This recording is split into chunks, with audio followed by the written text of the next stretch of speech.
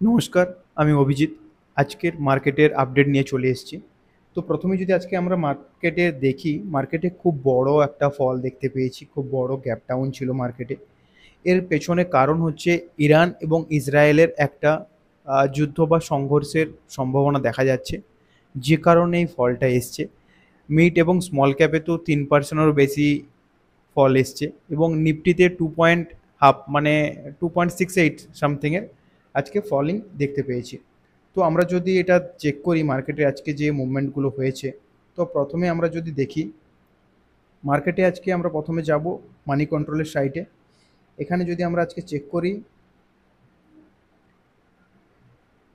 যে ডাউনফলটা এসছে নিফটিতে, যদি আমরা দেখি প্রথমে নিফটিতে 662 পয়েন্টের নেগেটিভ ক্লোজিং আজকে। সেন্সেক্সে 2222 পয়েন্টের নেগেটিভ ক্লোজিং। নিফটি ব্যাংকে 1258 পয়েন্টের নেগেটিভ ক্লোজিং। নিফটি আইটিতে 1294 পয়েন্টের নেগেটিভ ক্লোজিং, এবং বিএসসি স্মল ক্যাপে 2297 পয়েন্টের নেগেটিভ ক্লোজিং হয়েছে। যদি আপনি অ্যাডভান্স ডেকলাইন চেক করেন, তাহলে 192টা স্টক অ্যাডভান্সে, এবং ডেকলাইন ছিল 2209টা স্টক। এরপরে যদি আমরা অ্যাডভান্স ডেকলাইনের ওয়েটেজ ভিউ দেখি স্টক হিসেবে, নিফটি ফিফটিতে মাত্র 4টা স্টক পজিটিভ ক্লোজিং দিয়েছে। আর যদি আমরা বাকি 46টা স্টক দেখি, বাকি 46টা স্টক নেগেটিভ ক্লোজিং করেছে। নিফটি ব্যাংকের ক্ষেত্রে যদি আমরা দেখি, 12টা স্টকই আপনার নিফটি ব্যাংকের ক্ষেত্রে 12টা স্টকই নেগেটিভ ক্লোজিং এসছে। আচ্ছা, এরপরে আমরা যদি টেকনিক্যাল ভিউ চেক করি, তাহলে নিফটিতে আপনি যদি দেখেন 15 মিনিটের ক্যান্ডেলে চেক করুন। 15 মিনিটের ক্যান্ডেল যদি আমরা দেখি, মার্কেটে গ্যাপ ডাউনটা মানে খুবই বড় একটা গ্যাপ ডাউন দেখতে পেয়েছি আজকে আমরা। এখানে একটা ডাব্লু প্যাটার্ন হয়েছিল, যেটা টার্গেট করেছিলাম, বাট ডাব্লু প্যাটার্নটা কমপ্লিট হয়নি। মানে ব্রেকআউট তার আগেই দেখতে পাই, ব্রেকডাউন দেখতে পাই তার আগে।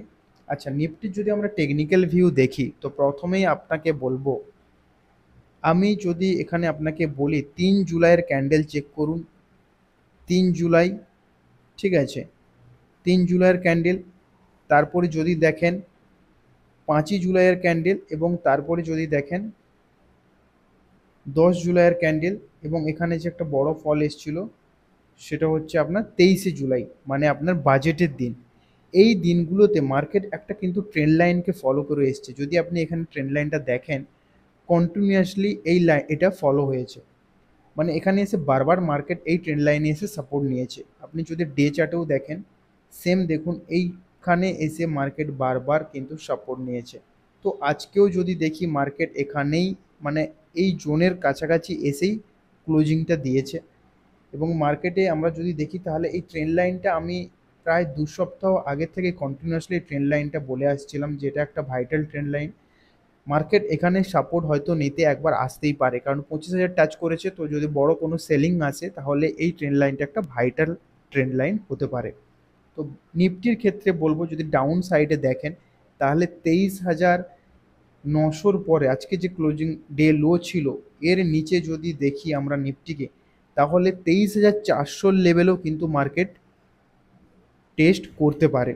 তো সেই কারণে বলবো, নিফটিতে কোনো রকম ভিউ না রেখে মার্কেট মুভমেন্টের সাথে আপনি প্ল্যানিং করুন।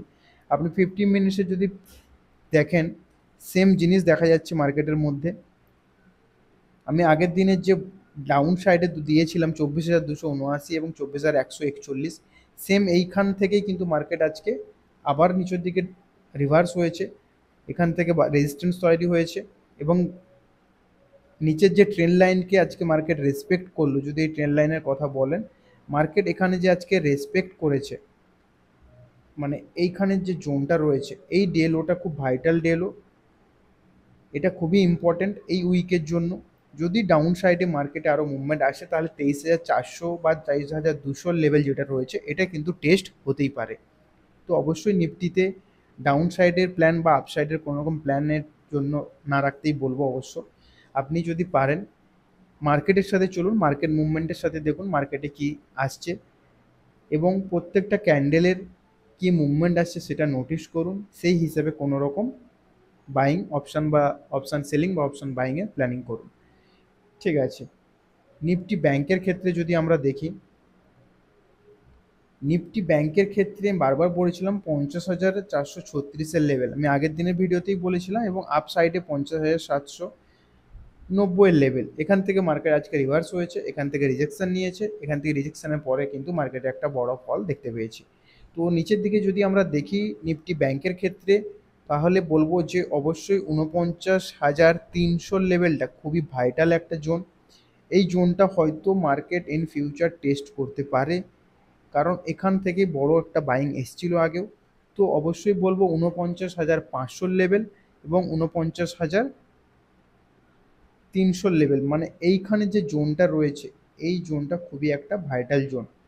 তো এখান থেকে ব্যাঙ্ক নিফটিকে আশা করছি কোনো, এর নিচে ফলের আমরা আশা করছি না। যদি এর উপরে কোনো রকম মুভমেন্ট আসে তাহলে অবশ্যই দেখব 50,000, 51,000-এর উপরে আমরা কোনো রকম আপ মুভমেন্টের প্ল্যানিং করতে পারি নিফটি ব্যাংকের ক্ষেত্রে। আর সেম নিফটির ক্ষেত্রে যদি আমরা দেখি, নিফটির ক্ষেত্রে কিন্তু 24,100 বা 24,150, 24,100 বা 24,150, মানে 24,141 যে লেভেল, এটা যদি ব্রেক হয় তাহলে হয়তো আপসাইডের মুভমেন্ট দেখতে পেতে পারি। মানে এখন যদি আমরা দেখি নিফটির ক্ষেত্রে, তাহলে আপনাকে 24,000-এর ওপরে এই যে জোনটা রয়েছে 24,141 থেকে 280 জোন, এটা খুব ভাইটাল জোন। এই জোনটা যদি রেসপেক্ট হয়, যদি এর ওপরে মার্কেট ব্রেকআউট করে, তাহলে আপনি আপসাইডে প্ল্যানিং করতে পারেন। তো এই আজকে নিফটি এবং ব্যাঙ্ক নিফটির ভিউ। এরপরে যদি আপনি দেখেন সেন্সেক্সও সেম যে জোনগুলো ছিল, মার্কেট যেখান থেকে বারবার রিজেকশন নিয়েছে, সেম জোনগুলোই রয়েছে এখানেও। মার্কেট কিন্তু আজকের ডেটে যদি দেখেন, মার্কেটে যদি আপনি আজকের যে ডেলো ছিল, এটা আপনার কিন্তু সব ডেলোটা হচ্ছে আপনার 27 জুনের ডেলোকে মার্কেট রেসপেক্ট করেছে। আপনি যদি কন্টিনিউয়াসলি লং টাইমের চার্ট দেখেন, তাহলে কিন্তু এই জোনটাকে মার্কেট আজকে রেসপেক্ট করেছে।